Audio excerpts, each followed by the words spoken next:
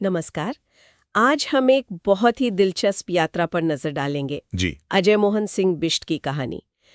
कैसे वो योगी आदित्यनाथ बने और फिर उत्तर प्रदेश जैसे इतने बड़े राज्य के मुख्यमंत्री पद तक पहुंचे। हाँ, ये कहानी अपने आप में काफी यूं कहें कि असाधारण है। बिल्कुल। हमारे पास उनकी जीवनी पर आधारित कुछ अंश हैं, तो कोशिश रहेगी कि इस सफर के जो मुख्य पड़ाव हैं उनको समझें। जी जरूर। कैसे एक गणित का एक छात्र पहले अध्यात्म की ओर मुड़ा, फिर एक बड़े मठ का महंत बना। और फिर राजनीति का एक बड़ा चेहरा। हाँ बिल्कुल। तो शुरुआत उनके बिल्कुल शुरुआती जीवन से करते हैं। जन्म तो उनका उत्तराखंड में हुआ, पौली गढ़वाल में, 5 जून 1972। जी। गढ़वाली राजपूत परिवार में। पिता फॉरेस्ट रेंजर थे, 7 भाई बहन थे वो लोग। लेकिन जो मोड़ आया वो शायद उनकी पढ़ाई के दौरान आया, है ना? हाँ मतलब वो गणित में एमएससी कर रहे थे और उसी दौरान गुरु गोरखनाथ पर कुछ रिसर्च करने के लिए वो गोरखपुर आए। अच्छा, रिसर्च के लिए। जी, और यहीं ये बात है शायद 1993 के आसपास की। जी। उनकी मुलाकात हुई महंत अवैधनाथ से। गोरखनाथ मठ के महान थे वो तब। और बस वहीं से शिष्य बन गए। हाँ, पहले शिष्य बने और फिर जल्द ही 1994 में जी। उन्होंने संन्यास ले लिया। और नाम बदल गया, अजय सिंह बिष्ट से योगी आदित्यनाथ। बिल्कुल। और फिर आगे चलकर जब 2014 में महंत अवैधनाथ का निधन हुआ तो उन्हें ही मठ का महंत यानी मुख्य पुजारी नियुक्त किया गया। ये एक बड़ी जिम्मेदारी थी। नहीं, सिर्फ आध्यात्मिक नहीं। नहीं, बिल्कुल नहीं। ये वो केंद्र था जिसका पूर्वी उत्तर प्रदेश में आप देखें तो दशकों से राजनीतिक और सामाजिक प्रभाव रहा है। सही। और उनका अपना जीवन एक संत के तौर पर काफी अनुशासित बताया जाता है। हाँ, सुबह जल्दी उठना, 4 बजे प्रार्थना, गौशाला जाना, गोरखपुर में होते हैं तो जी। सात्विक भोजन, भगवा वस्त्र, ये सब उनकी पहचान है। लेकिन मठ की अपनी एक राजनीतिक विरासत भी रही है। जी हाँ, महंत दिग्विजयनाथ हों या महंत अवैधनाथ, मठ की राजनीति में सक्रिय भागीदारी रही है। और शायद इसी ने योगी आदित्यनाथ के लिए भी राजनीति का रास्ता खोला। और क्या धमाकेदार एंट्री थी। जी। 1998 में सिर्फ 26 साल की उम्र में। हाँ, गोरखपुर से भाजपा के टिकट पर लोकसभा चुनाव जीत गए। उस समय के सबसे युवा सांसद। जी, सबसे युवा सांसदों में से एक। और ये कोई एक बार की बात नहीं थी। नहीं, लगातार। हाँ, लगातार 5 बार। 1998, 99, फिर 2004, 2009, 2014 गोरखपुर सीट उन्हीं के पास रही। और इसी दौरान वो हिंदू युवा वाहिनी वाला संगठन भी बना। हाँ, 2002 में घोषित उद्देश्य तो था हिंदुत्व विचारधारा को बढ़ावा देना।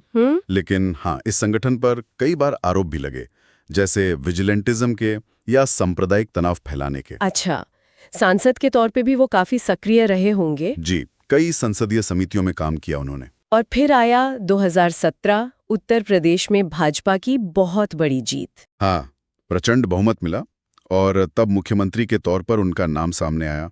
सांसद पद से इस्तीफा देकर सीधे मुख्यमंत्री, ये बड़ा बदलाव था। बहुत बड़ा। और उनका पहला कार्यकाल 2017 से 22 तक काफी चर्चा में रहा, खासकर कानून व्यवस्था को लेकर। हाँ, वो बुलडोजर बाबा वाला निकनेम। जी, वो तभी मिला। समर्थकों ने कहा कि अपराध पर नकेल कसी जारी है। और आलोचकों ने?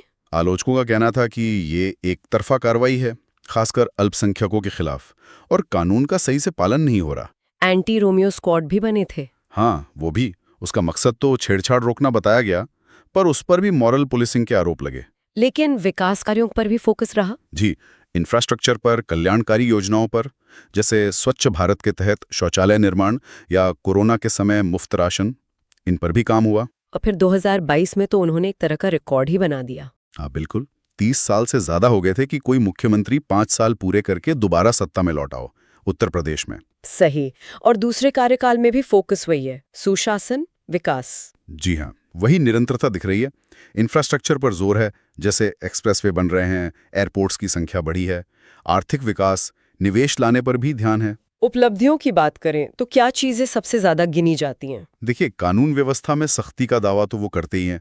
फिर बुनियादी ढांचे में सुधार, खासकर कनेक्टिविटी, एक्सप्रेसवे का जाल बिछा है, एयरपोर्ट्स बढ़े हैं।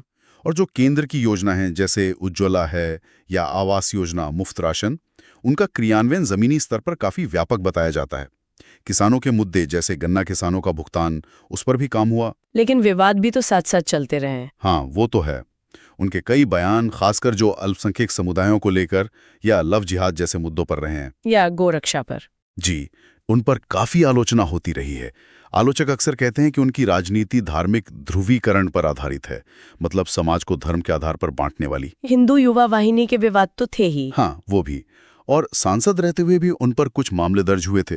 शांति भंग करने के आरोप में गिरफ्तारी भी हुई थी एक बार। तो ये सब उनके करियर का हिस्सा रहा है। तो कुल मिला के देखें, योगी आदित्यनाथ की कहानी एक सन्यासी के राजनीतिक शिखर तक पहुंचने की एक असाधारण यात्रा है। बिल्कुल। हिंदुत्व पर उनका जोर साफ दिखता है, शासन का अंदाज काफी सख्त माना जाता है और विकास पर भी फोकस है। और इसी वजह से उन्हें जबरदस्त समर्थन भी मिलता है। और उतनी ही तीखी आलोचना भी झेलनी पड़ती है।